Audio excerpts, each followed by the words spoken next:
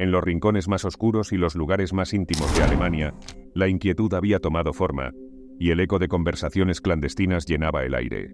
Al principio, apenas eran murmullos entre matones de extrema derecha, palabras hirientes que buscaban sembrar temor y división. Pero como una sombra que se expande implacablemente, la amenaza tomó fuerza, adquiriendo la forma de un partido político venidero, capaz de agitar los cimientos de la comunidad LGBT en todo el país. La homosexualidad era ilegal a principios del siglo XX en Alemania, pero estaba contrarrestada por una próspera y saludable cultura gay. Sin embargo, lo que en su día fue una protesta airada de un partido obrero socialista marginal, pronto se convirtió en una política nacional. Bienvenidos al Tesoro de Cleopatra. En este vídeo veremos las terribles atrocidades que los nazis cometieron contra los homosexuales. En 1933, Adolf Hitler se convertiría en canciller de Alemania e impuso día a día una agenda política completamente homofóbica. Apenas un año después, tras la Noche de los Cuchillos Largos, el Estado policial nazi hizo de la población homosexual alemana un objetivo primordial. Persecución, arrestos, abusos físicos, castración e incluso el destino de los campos de concentración les esperaba. Cuando los nazis llegaron al poder, se enfrentaron a una Alemania que no querían reconocer. A través de la nación, que habían tomado y cambiarían para siempre, resultó ser el lugar de nacimiento del primer movimiento homosexual. A finales del siglo XIX, habían grandes controversias.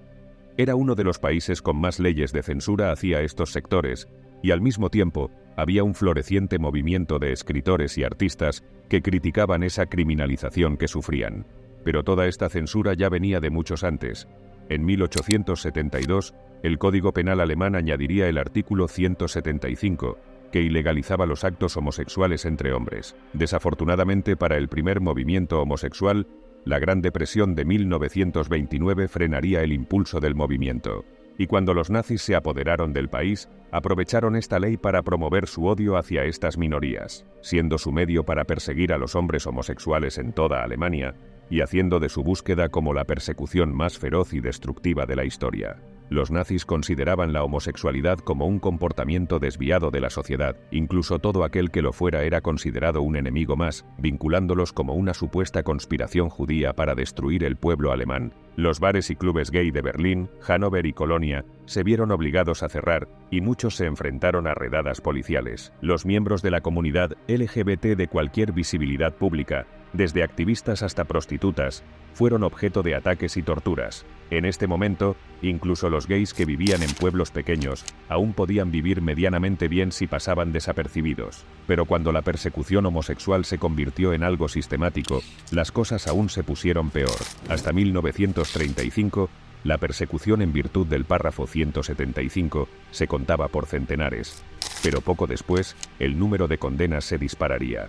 La Noche de los Cuchillos Largos es un capítulo bien conocido de la historia del ascenso de los nazis al poder. Sus connotaciones son claras y se hacen eco entre las muchas revoluciones violentas a lo largo de la historia. Los violentos y urgentes quieren reclamar el poder, y muy pronto empiezan a matar a cualquiera de sus filas que pueda interponerse en su camino.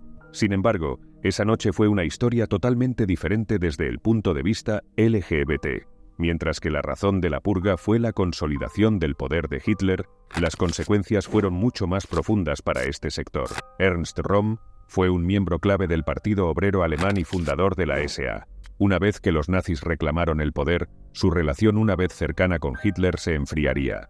El ala paramilitar de los nazis, la SA, se había vuelto desenfrenadamente violenta y creciente en su número, hasta el punto de que el ejército alemán temía su influencia. Hitler vio una amenaza para su posición y el 30 de junio de 1934, Röhm y otros líderes de la SA fueron arrestados antes de ser ejecutados. Pero lo que alarmó al movimiento LGTB no fueron los motivos políticos de su arresto, sino que Ernst Röhm era homosexual, y él mismo declaraba en sus propios escritos que estaba orientado hacia el mismo género. Esto hizo que hubiera otro motivo para acabar con él. Pero esto no es todo, porque su amistad Edmund Heines corrió la misma suerte, y cuando estuvo a punto de ser detenido, se le encontró por sorpresa en la cama con otro soldado de la SA de 18 años. Tras la purga de homosexuales dentro del mando nazi, el estado policial dividido entre las SS y las SA se consolidó en uno solo, dejando a Heinrich Himmler como el hombre al mando de la operación, dirigiendo las SS, los campos de concentración y la Gestapo. También fue, a los ojos de muchos historiadores retrospectivamente, un homófobo rabioso. A partir de la purga de Rom, el ataque nazi contra la homosexualidad alcanzó su punto álgido, convirtiéndose en una prioridad para la policía alemana. Solo un año después, en 1937, Himmler exigió a los departamentos de policía de toda Alemania que hicieran listas de todos los homosexuales o sospechosos de serlo.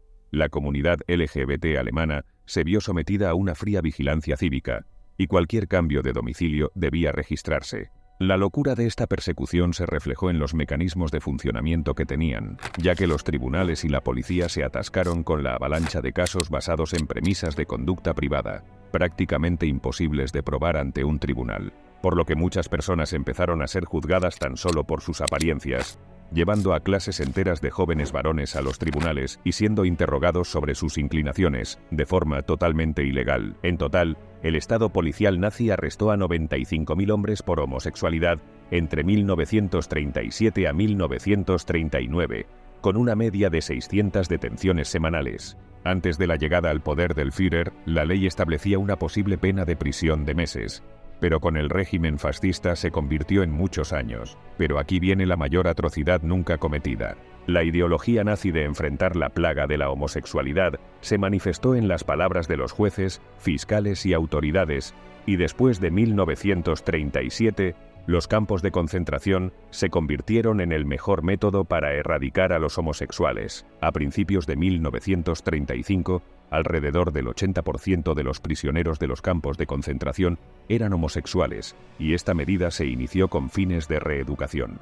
Al año siguiente, los homosexuales eran enviados directamente a los campos. Entre 5.000 y 6.000 hombres homosexuales fueron hechos prisioneros y compartieron el peldaño más bajo de la jerarquía con los prisioneros judíos. Sin lugar a dudas, el judío homosexual enfrentaba el peor trato posible. La supervivencia en los campos dependía de construir alguna red social entre los prisioneros o ser elevado en autoridad, pero debido a la homofobia generalizada, se enfrentaban a la más rigurosa desventaja.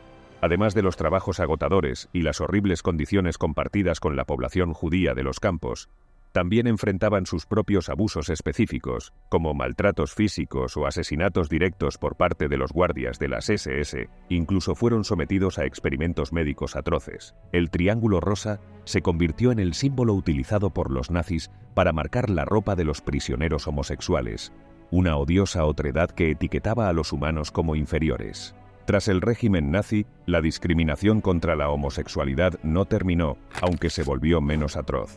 Los aliados continuaron aplicando el párrafo 175 en los territorios ocupados después de la Segunda Guerra Mundial, lo que significaba que los homosexuales podían seguir siendo perseguidos y enjuiciados. No fue hasta 1968 que tanto Alemania Oriental como Occidental despenalizaron la homosexualidad.